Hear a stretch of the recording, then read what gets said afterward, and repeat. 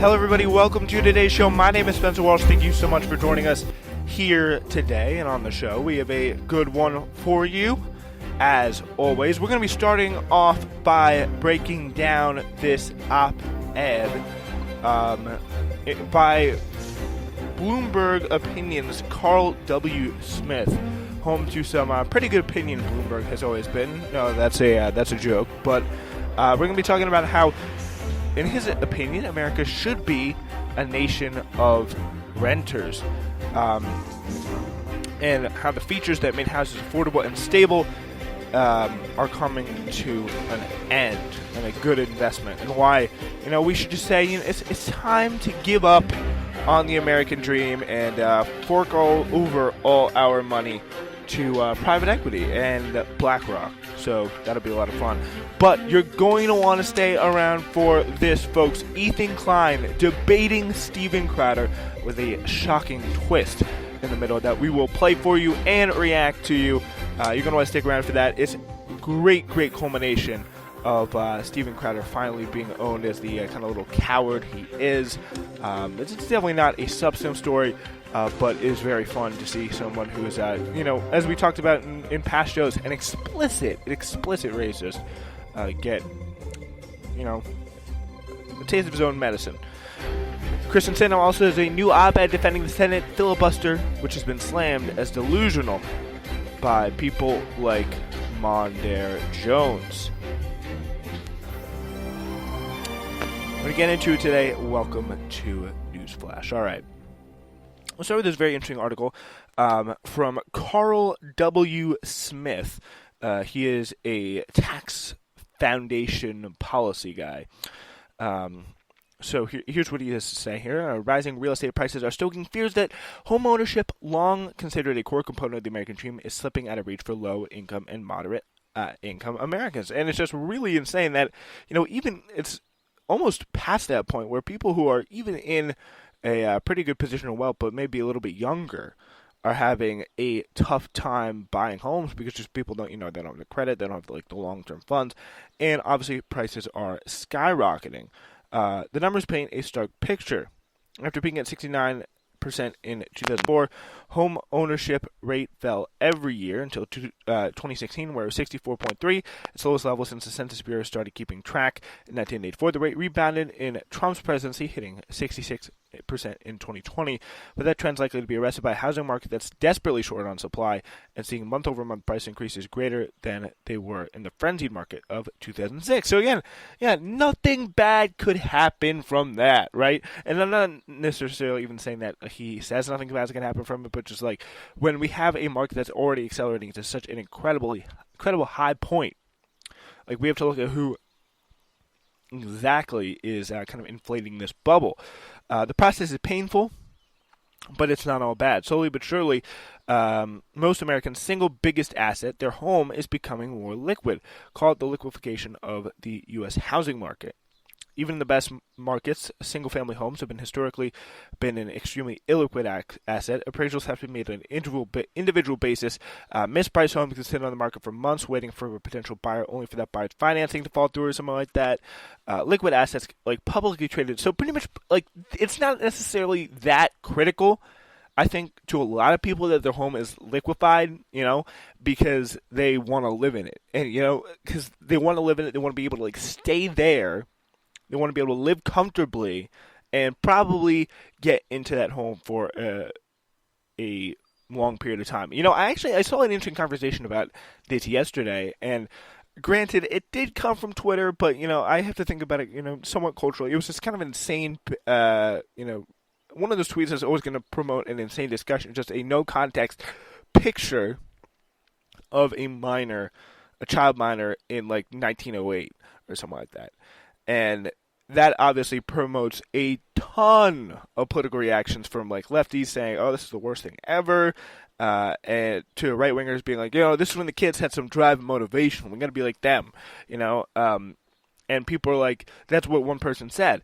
It was today we have millennials who are 30 years old and still living in their parents' homes, and someone responded to that. Well, in every other culture in this country, or not every other culture, but a lot of like non-Western cultures across the world, then like in every like not every non-Western culture, but a lot of these cultures around the world, like it's not insane for you to live in your parents' home, especially in kind of like lower income communities. Like kicking someone out of the family home is not really why anybody and it's not a great way. It's not a luxury that a lot of people in various communities and cultures all across the world they can afford to do. Like it's really not. So by that measure, by that stretch, it is very, very disturbing to kind of see that this kind of reprioritization of not even just like people, having big family homes where like multiple generations of the family live, which it's not. I mean, I would say like this is definitely probably an American perspective, but it is, but it's not the most ideal thing in the world. But it is better than being in a home without your family and still having to pay rent. Kind of in a much more predatory way than a mortgage is, in terms of the financial pressure it pushes on someone who may be just able to pay the rent or pay the mortgage every month. The more liquid an asset, the higher that premium goes. On the flip side, those high-flying stocks and bonds can see the prices collapse when investors get spooked and withdraw their cash from the market. Houses have typically traded with very little liquidity premium. That meant a relatively low purchase price compared to what it would cost to rent, the equivalent of the divided from the dividend from the housing investment and stable prices over time. These two factors made good houses a good investment for moderate income families who lack the cash and the risk tolerance for market investments.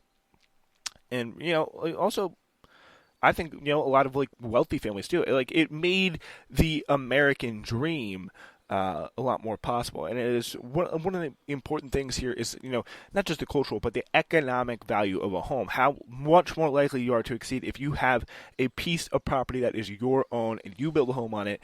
And, as I was talking about before in kind of a clumsy way, like if you have kids, you can give them that home. If you have grandkids, you can give them that home. Like, in a lot of, especially more American culture, that doesn't happen. Families tend to, at least before, were able to be like move and expand, and maybe have multiple homes per, certain family. Like the cousins have one home, you have another home, your other cousins have another. Your grandmother lives in Florida, whatever. That is for a long time, it's been a very, very common American thing. But is that in jeopardy now? I think it's a serious question that but a lot of people are going to have to ask if things continue like this, with just kind of an inflation or a bubble that's never really going to pop.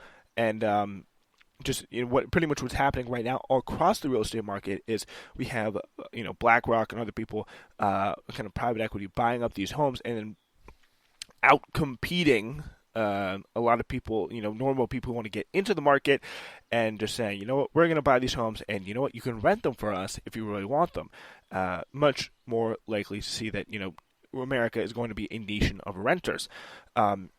Early in the 21st century, automatic appraisals and mortgage underwriting began to change the status of this investment, combined with the repackaging of some prime loans into presumably safer CDOs. We all know how that went. They created a far more liquid market for housing.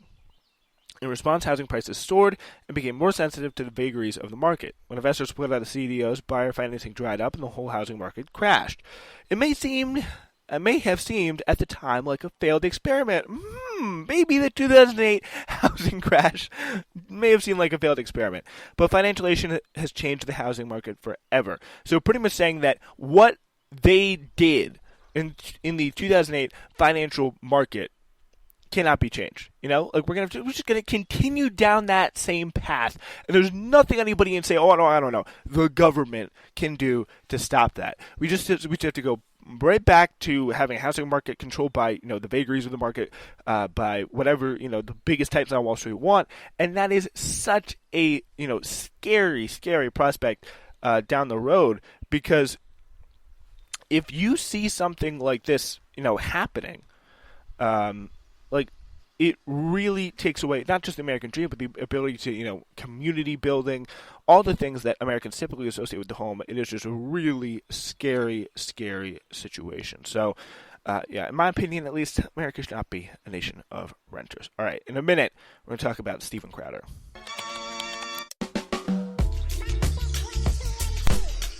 Ladies and gentlemen, you are listening to the Spencer Walsh Radio Network, and let me tell you about our lineup. Newsflash is all new Mondays, Wednesdays, and Thursdays now, and that is, of course, our flagship show, but we have plenty of other great offerings for you, including Uncultured live mixes every Saturday.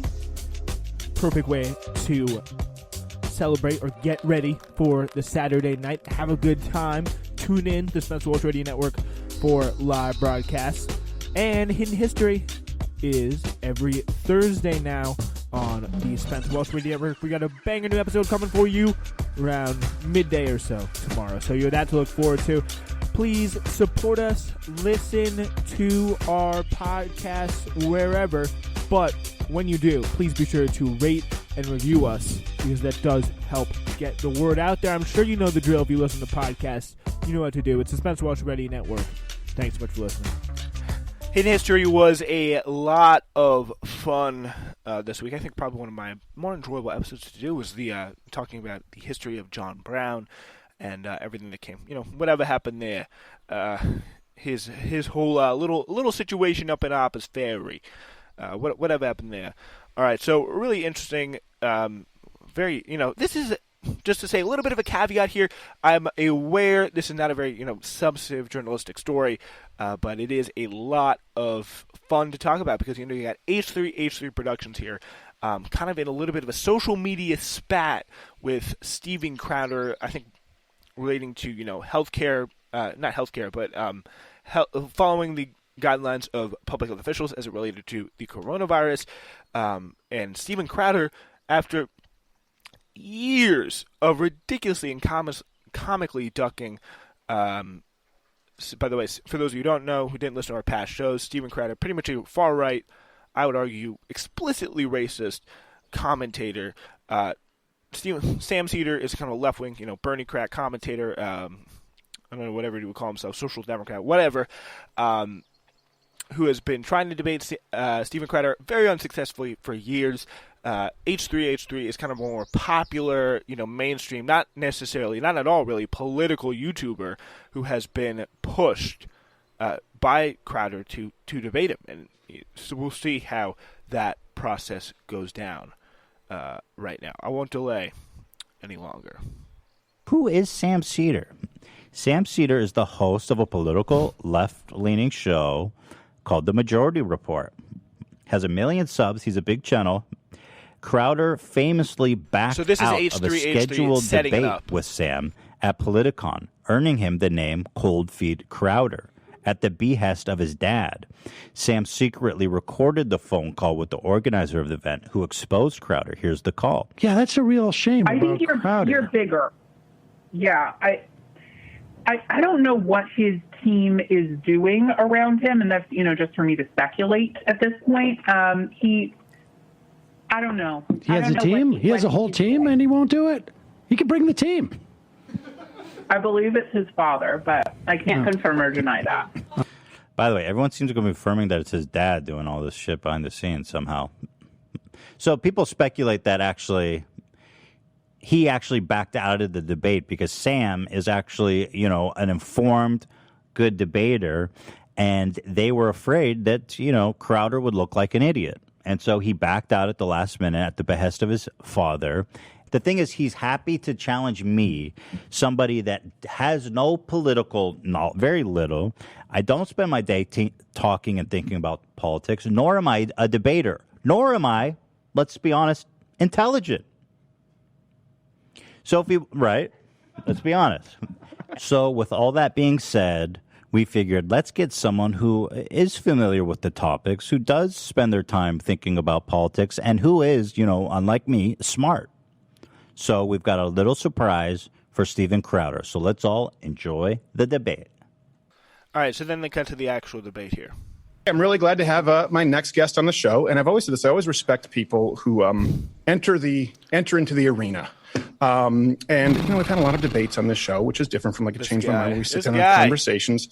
But and of course, if you don't know, he's other big kind of trademark segment Stephen Crowder says is when he goes into like college campuses and debates college freshmen, and sometimes he gets owned by them, sometimes he owns them back, because it's just they're college freshmen. It's like you're just kind of picking on everybody you can find, and refuses to debate anybody else. Brazilian jiu-jitsu coach always said, if you come a switch, we go switch. You go spicy, we're going to do a little spicy. So we always try and keep it as respectful as possible. And I really do appreciate the guy making the time, because a lot of people has a huge YouTube channel, several YouTube channels, one of the OGs. A lot of people watch him. You know him. Some of you like him. Some of you don't. Same can be said for me. Ethan Klein from H3H3. Ethan, thanks, man, for making the time. You're very welcome. And I just want to say, I know you called me. You said that I would be a layup. I think I used something like that. And I think you're right, because I don't think I'm a very good debater. I think you know that. So I didn't want to make it too easy for you. Oh, okay. So I've prepared. Okay. Yes. All right. So Dan, what we were going to talk about is the initial quote that happened. I think he's looking off there. The initial quote that kind of was turned into a little bit of a meme, which wasn't intentional, and was you saying you don't even have to think about it regarding the CDC. And I disagree with that. I think people should think about it. I believe, and we talked about this through playful ribbing, in an aggregation of medical authorities and scientific voices to make an informed and rational decision. So where do you think that I'm wrong on that? Stephen, do you know that the Spartans are like practice man love with children? Oh, geez. Okay, so this is what's going to happen. What did I tell you? He was going to do anything he could to avoid. Oh, there he is. Oh no, Sam Seder. What a fucking nightmare. I had no idea this was Sam going to Seder happen. has popped up. I thought Ethan was a stand-up guy. This is where we are. Yeah, I told Dave. Remember I told you? I said I guarantee you he's going to do anything he can to avoid the debate. Oh, I just think he believes that he should debate you. No, he doesn't. He just takes advantage of women with mental health issues. Steven, I think he also took advantage of you here, buddy. He doesn't stand up and do his own I fighting. gotta say, It's just hilarious. Let's bring on FM. That you would do anything to avoid talking to me. I think the point that you made Yes, at the include beginning of Joe this Rogan. Yeah, was- Joe Rogan and Dave Rubin and Jordan Peterson and Noam Chomsky and Sam Harris. Everyone's been avoiding. And not just attempting to get your audience by jumping in. Well, I debated with Charlie Kirk. Stephen, I mean, it's about issues. Let's talk about those issues. That's what you're doing some here. Valid points. You're that so I think we clever. should I had no discuss. idea. Yeah, so right away we're seeing all this happening. So it's Stephen Crowder, I'm just like, oh, you're like Sam Seder. Oh, Ethan Klein hates mentally ill people, and Sam Seder is just such a coward. I don't know who I was referring to with the Joe Rogan bench. Honestly, I do not know. So I can't really comment on that. But yeah, you see, right away, this is the classic bully tactic, which is be loud in the room, bluster, and the crowd. Sam's just let's talk about the issues. That you were taking your show off early last time, coming in today with your pig pen peanuts I eyes. wish everything. You take those off with the velveteen buttons. We must have been Black very eyes, worried about aren't this, they? Stephen. I don't know why. No It would one's be- worried Oh, come about on, it. Sam. I didn't want to Well, do let's have the Sam, debate. come If on. no one's I'll tell you worried, what. I let's have a do general. this. I have a general. This is a rule. great I opportunity. don't. Oh, yeah, start here comes the debates with general people on a lie. And how about you get to a, sabotaging? how about you get to a Stephen, show 30th yourself, of the you audience coward. share? Stephen, show yourself. 30th Don't show of the your audience. co-host. Ethan, you Stephen, should show yourself. Ethan, how can you respect yourself as a man, brother? Stephen, you are such a coward. Stop showing your little leprechaun co-host who comes out dressed like your Ethan, come on, sidekick. Ethan, why do you have to bring on a Show guy who has Stephen. a 30th of the Really viewership Why of are this you- Saddest thing I've ever heard. So you have a Just guy show with Steven. less viewers to come on to debate him because you can't. Well, obviously, if I'm a Apparently he had to think obviously about it, if I'm a layup Yeah, and you not a did think debater. about it. Well, look, Yeah, you're the I one mean, who called. You're the one who got started personally started the one that got angry about Show it. Stephen. Don't be Hold on such a second. All right, coward. hold on a second. Let me hear what Pigpen has to say here really quick. Fair enough. Show But Stephen. Ethan, look, I don't. Hold on a second, Ethan. This is because initially Thank I came you. on here to talk with Ethan. Ethan, come on, man. Look, the same reason that I haven't ever Come had a on, conversation man. with Sam Seder is the same reason that Joe Rogan, Sam Harris, Brett Weinstein, Dave Rubin, Ben Shapiro don't own anything. It's based on a lie, Ethan. Just What's like the you lie? claiming my Ethan. What's the You lie? claiming my What's the booker lie, reached Stephen? out to you, Ethan, when you know Stephen, that's what's the not lie? true. There's no What's one the ducking lie? you, Why Sam. are you I've so never afraid. Sam, Listen, I think you're a smart I guy. can call out Mike I don't Tyson. understand why It doesn't mean that I'm you are ducking so him. worried about this. Why do you I feel that? honestly Why do you don't. feel that anyone, Sam? Why do you feel? Like, this is just like so.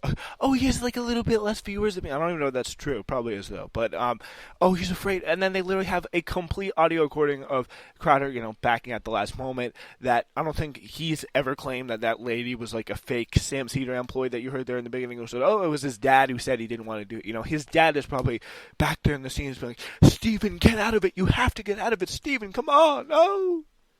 Feel that anyone owes you airtime when you have a 40th of the audience and you've been doing the show I don't think anybody for 10 owes me times as longer? airtime.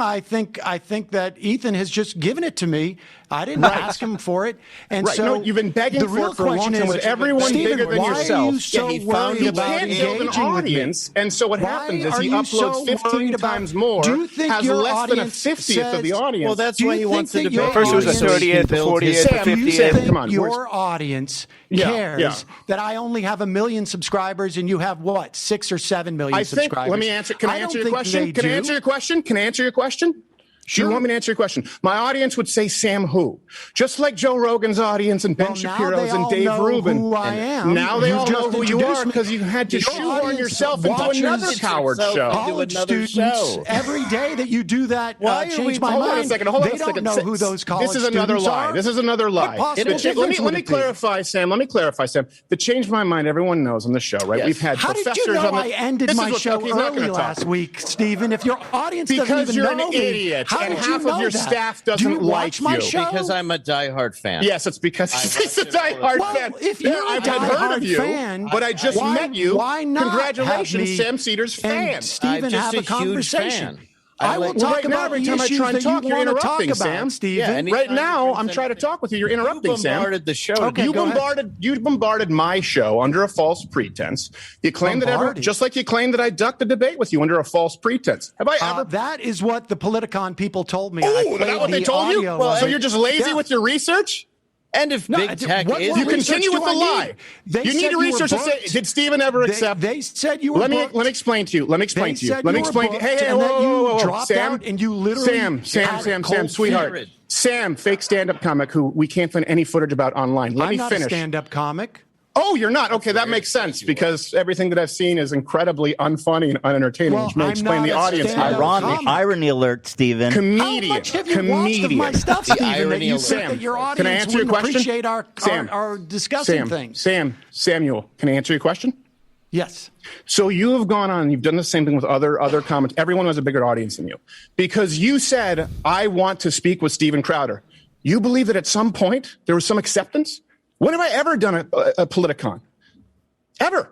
I When don't have as a know. matter of fact, I in the haven't last followed your decade, career like you seem to have followed mine, Steve. in the last decade, I haven't done a single political conference. How I can hosted you CPAC say- for 4 years and stopped because they suck. How They can you don't say- pay Okay. and they're full of losers. What about and you've Gavin been McInnes's clamoring show? for it, and Gavin it's a lie. told me that you dropped out of doing How his can you show say because that This is I just was going hearsay to and go. gossip. But how can I you have say I've never you met more of follow a your woman. career when he wants Well, to I don't keep even need to- debating? I don't need to talk It's about any bizarre. of this. Then, all right, Let's talk okay. about the issue. So, the Ethan, do you want to have a CDC. conversation, Ethan? Let's talk about the about big vaccine tech. because Ethan, do you want to have a Absolutely, I conversation? do. You're going to hide. You felt Absolutely, so I do. strongly Oh, about big tech. So why are you hiding behind Sam Cedar? Oh no, Have a me and Sam are conversation aligned. I'm not with hiding. him. He just Well, you're just a he knows the liar. issue. So you're a Ethan, liar. because remember we said. All right, yeah. So this goes on. I thought it was going to end sooner, but just a complete, the clip says what it needs to say.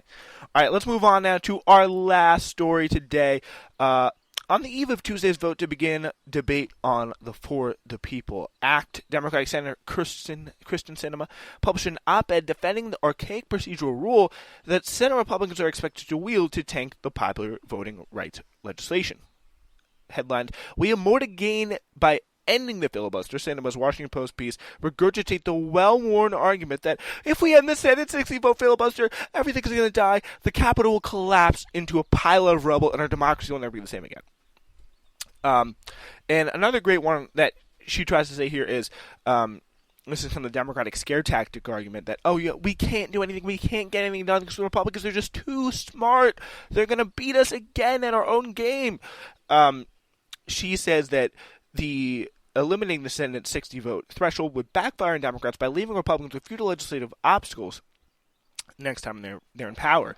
But what I really don't get here is I haven't seen anybody, AOC, Krysten Sinema, Monty Jones, whatever, answer this question. Why can't they just change it back when they're done? I do not get that. Why can't they just, say filibuster on, filibuster off, and now you got to go, because they could definitely, if they have the Senate majority, they would vote to overturn the filibuster in 2 seconds because they're a party that is serious about trying to get stuff done. You think Joe Manchin, there would be a Republican Joe Manchin saying, oh, we can't overturn the filibuster. Oh, it's just too much. It's too much. We can't do it. No, never. That would never happen. They would do it in 2 seconds and do all the horrific things that Mitch McConnell is promising they're going to do anyway already. So it is clear as day that that's what they're going to do. And also, no one has ever answered my question why they can't just change it back. So what she writes is, my support for retaining the 60-vote threshold is not based on the importance of any particular policy. It's based on what's best for our democracy. Because, again, she does not care about any particular policy except for the policy of her continuing to get paid by these big donors. It's based on what's best for our democracy. The filibuster compels moderation. Also, it just compels doing nothing and helps protect the country from wild swings between opposing policy poles. And again, this is so ridiculous because there's only been one opposing policy poll that's in power, because when the left is in power, when the Democratic Party is in power, they get nothing done. And then when the Republican Party is in power, they get everything done. So it's nothing to do with, there's no compelling argument to say that this is what happens. To those who want to eliminate the legislative filibuster to expand healthcare or retirement benefits, would it be good for our country if we did only later see that legislation replaced by dividing Medicaid into block grants, which you don't even need the filibuster to do? Same thing with Social Security and Medicare benefits, or defunding women's reproductive health services. As many observers have already pointed out, the filibuster does not protect Medicaid and other spending programs, given they can be gutted through the budget or reconciliation process, which is exempt from the filibuster and requires a simple majority vote. So all these things they can do, and they probably will do anyway, and you're not going to stop them because you suck at everything you do. So that is clear. You're not going to be out there defending the women's right to choose, or the filibuster block grant. If you even keep your seat in the next election, you're going to be saying, "Oh no, we got to do these things. It's for moderation. It's for bipartisanship. It's the right thing to do." Because that is who these Democrats are. Yeah, so the GOP nearly succeeded in repealing the ACA using budget reconciliation in 2017. That same year, Republicans also used a reconciliation bill to target Planned Parenthood. However, the strict rules governing reconciliation prevent lawmakers from using the process to pass legislation that doesn't have a direct budgetary impact, such as a bill expanding voting rights. Progressives argue that by refusing to touch the legislative filibuster, Sinema and other conservative Democrats are hamstringing their party's own agenda while doing little to thwart the GOP's. So, Representative Monty Jones said that Sinema and the other filibuster defenders are effectively arguing we should let Republicans destroy democracy because at some indeterminate time in the future, they may try again. And this is what they're doing all across the country, these kind of state rights laws that are really, they're designed for one thing, and that is to limit the ability of people who they don't want to vote. And not only will the For the People Act fix that, but I support it because I think they're going to do a lot of things to make our election better. Federal matching funds, which are really going to help limit the impact of money in politics. But I mean, it'd be interesting to see how much change you can make through that, other than just Citizens United. You can probably disincentivize it all away, but the same people are still going to go right back to their corporate masters, even if they have the opportunity not to. So New York Times columnist Jamel Bowie characterized Sinema's op-ed as unbelievably weak and said his assertions range from being demonstrably false to disingenuous to delusional. Sinema's argument amounts to an argument against the exercise of power at all, since if you use it, what happens when the other side does too? In other words, that's complete Democrat mindset. We can't use any of the power that our voter base gave us. Why? Because if they do, the other side might get mad at us and we'll get in a lot of trouble. Oh no! Why ever elect any Democrat again if this is what they're going to do? Which is nothing for you and everything for the Republican base by doing nothing. Just if you can see what I'm saying, how relentlessly pointless. How, like, they're in your face pointless it would ever be to vote for a Democrat again. Like, why? I could not imagine a good reason for it. Like, if this is what they're going to do, if you're going to, you press the button for someone like Krysten Sinema, or even like, Mark Kelly, Joe Manchin, Mark Warner, and say, oh, they're going to do great things. But, like, they can't do anything. They just can't do anything to make your life better, and it's not because there's anyone stopping them but themselves. That is just about all the time we have for today. Thank you so much for joining us. We will see you back tomorrow for our Wednesday show.